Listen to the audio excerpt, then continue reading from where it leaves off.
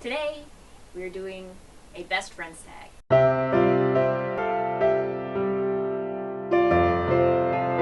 And we're gonna go through some old memories and some great times that the three of us have had together and share them with you.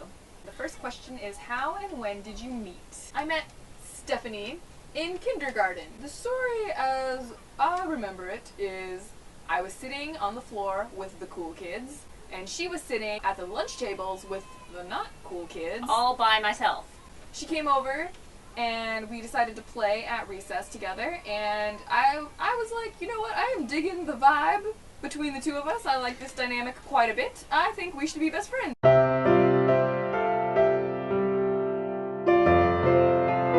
I said to her, do you want to be best friends?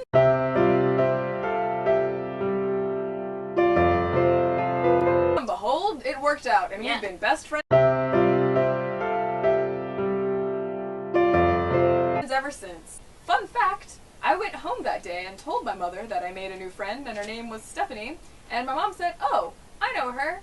I've known her parents for years. You two have pretty much known each other since before you were born. This is us in kindergarten. I met Allison here in the 6th grade when we were about 11 years old. We were all in the same classes together, all the same gate classes. Yeah, because we were very, very smart. Mm-hmm. We're still very, very smart. Educated young women. It's tapered off a bit. And I don't remember the very specific day I met Allison, but I know that all three of us are very similar, and I can see how just her being around us all the time, she morphed into being one of our best friends.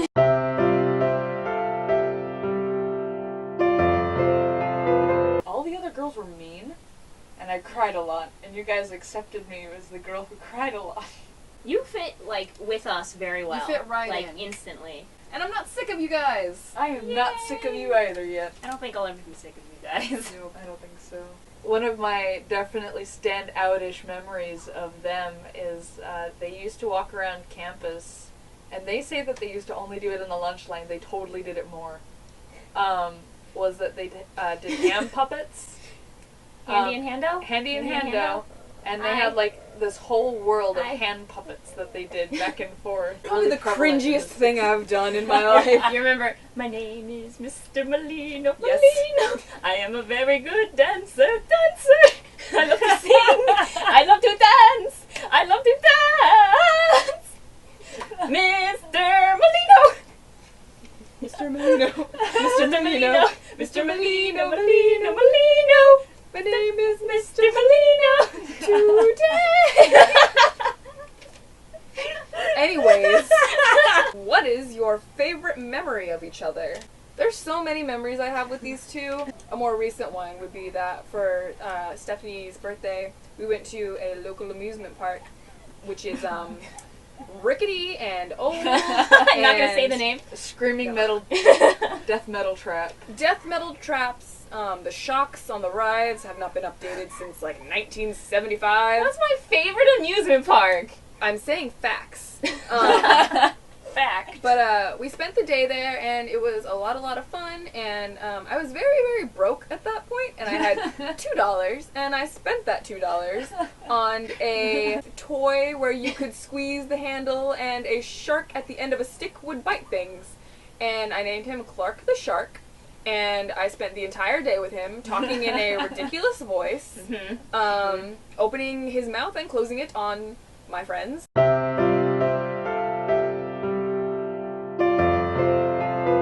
At the end of the day, we decided to go to Dairy Queen to get some delicious ice cream treats. And as we were going through the drive-thru, I had the brilliant idea to hand the money for the ice cream to the cashier with Clark the Shark. And I suggested this to Stephanie, and she said, we're definitely doing that. Allison, however, thought that was the most embarrassing thing we could possibly do at that point in time. Don't do it! Don't do it! And as Stephanie takes Clark the Shark, grabs the cash money, and is about to extend it to the cashier, Allison's in the backseat going, no, don't do it, no. And Stephanie does it, and the cashier says, okay. Allison's hiding in the back seat, and we drove off with our ice cream. one of my favorite memories, it's not a specific memory, but just in general, when we were in high school, we had this little alcove corner that we hung out in during lunch. Like, we didn't hang out at the tables, we didn't hang out in the middle, we hang in this little tiny corner, and we called it the Satan Pit. I don't know why we called it that. We called it the Satan Pit because one one day there was very hot air blowing out of the crevice of a door on the side of it, and we were like, what could possibly be in that door? And someone said, probably Satan. And since the door was in a pit, it became the Satan Pit. Oh, that makes sense. I forgot about that. I feel so bad for that poor theater teacher. It was the called theater it door. Satan. Yeah, it was. It went the door into was the to theater. Mhm. But whenever, because she would walk out of that door every once in a while, and we wouldn't say anything. But once she walked away, we'd be like, "It's Satan." And She's a nice lady. bless her, she she's was the great. most wonderful Yeah. theater teacher. She's a saint. She just happened to walk out of the Satan Pit door. Yeah, so she became Satan. And we were teenagers and terrible. Yep. Describe each other using one word. I will say that Stephanie is comforting and Allison is inspiring. Why is that? I would say comforting for Stephanie because she's been the one constant in my life. Every time I see her, it's a very comforting feeling because it's like I know that she will always be there for me and she's not going anywhere and she has always been there. She knows everything about my life from the past and she will know everything in the future, and it's very comforting to know that. I would say Allison is inspiring because of all of my friends, I think she is the most adult of my friends. She lives on her own, she drives her car, she has a job, she goes to school, she has her fancy boyfriend. she goes So on fancy. elegant trips to Disneyland. Not anymore. I'm poor. She maintains a very healthy lifestyle. She's so beautiful. She's so kind and caring still. I want to be like her, and so she inspires me to do better in my life. I would say my two words for these two would be motherly. Sorry, I just hit you. And ingenious. And why would you say that? And, well, I say ingenious not in the term like genius, like you're a rocket scientist genius, but ingenious because you can make anything into something better. Like, anything I say, you can do better. You can make everything funny. You can make everything entertaining. You can make everything just more awesome. Everything you say, everything that comes out of your mouth is just like, how did she even think of that? Like, in a normal conversation, people don't just talk like that.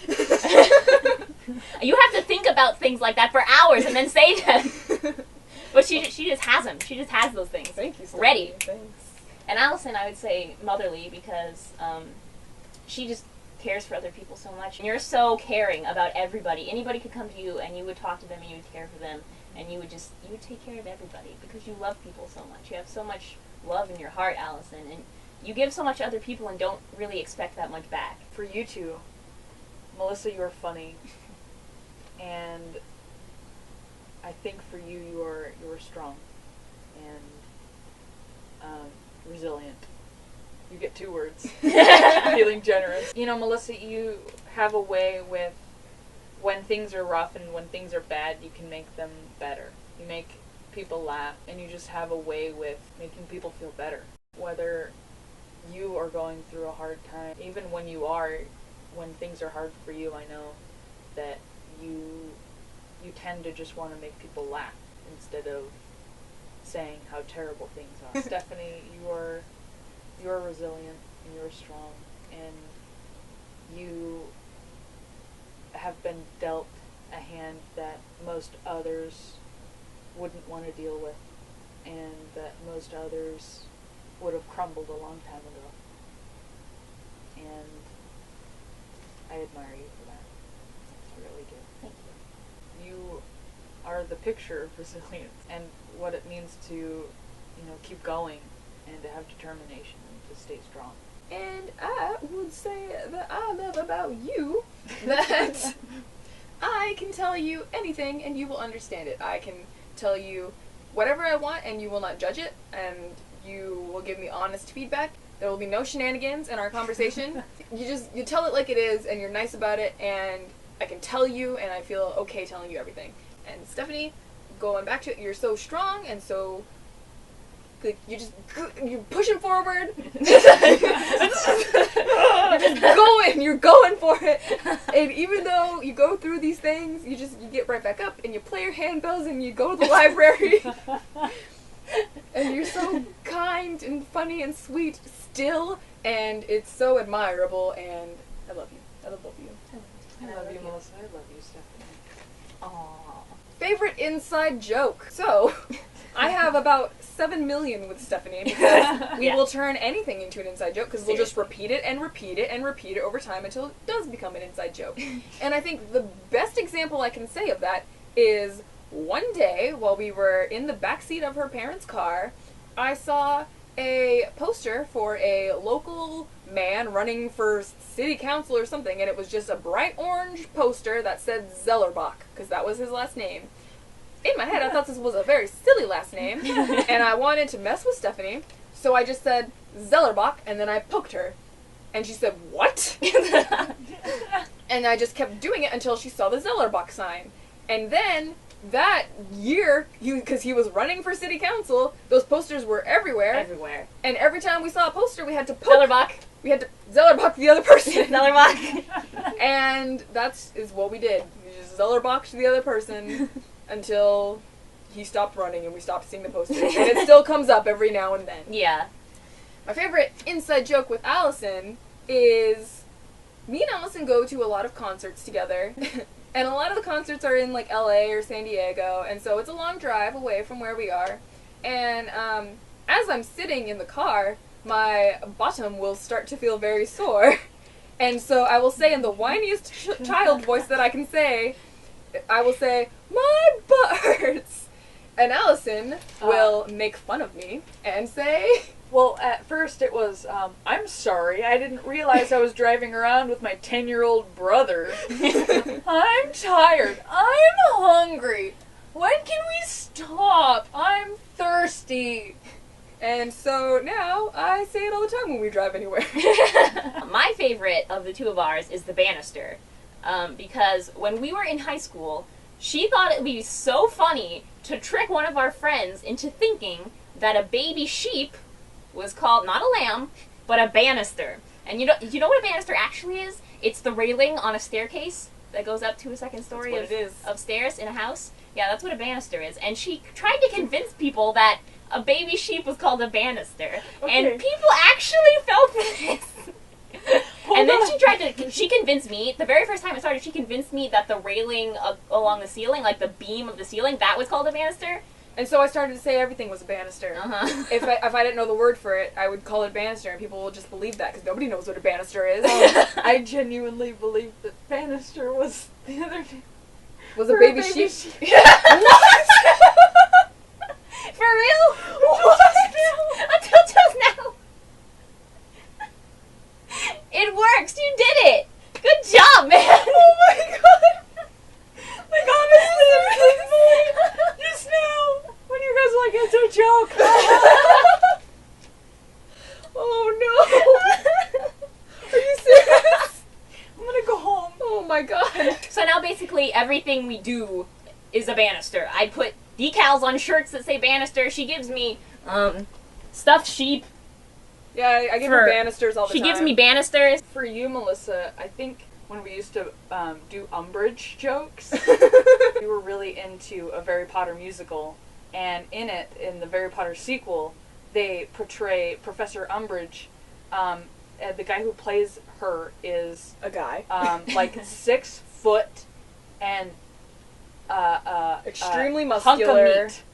of meat. The most muscular, and he's dressed in this pink dress, and he's supposed to be Professor Umbridge, and she would stomp around the stage and say things like, "I am woman, hear me roar," and like stomp on the ground. And we used to do that a lot in high school. I have one memory of that when me and her used to hang out by her locker a lot during senior year, and there were these other girls that liked to hang around the locker, and they were like mean girls. They were like big, scary, mean girls. We were joking about something, and we were doing the Umbridge laugh, and we were going like, "Dur, dur, dur, dur, dur." And the girls come over, and they like mimic us, And they're like, "Dirt, dirt, dirt, dirt, dirt." So we did it back louder as we were walking away. And we were just walking through the halls going like, "Dirt, dirt, dirt, dirt." I don't remember this at all. I wasn't here for that. I love these I love guys. you guys. Love you You're too. Best awesome. friends forever.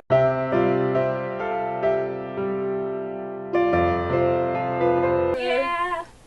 Well, thanks for watching. We had a good time. We sure did. We hope you did as well if anyone at all watched this. And Melissa, you are like the rock. Not Can you smell what I'm cooking?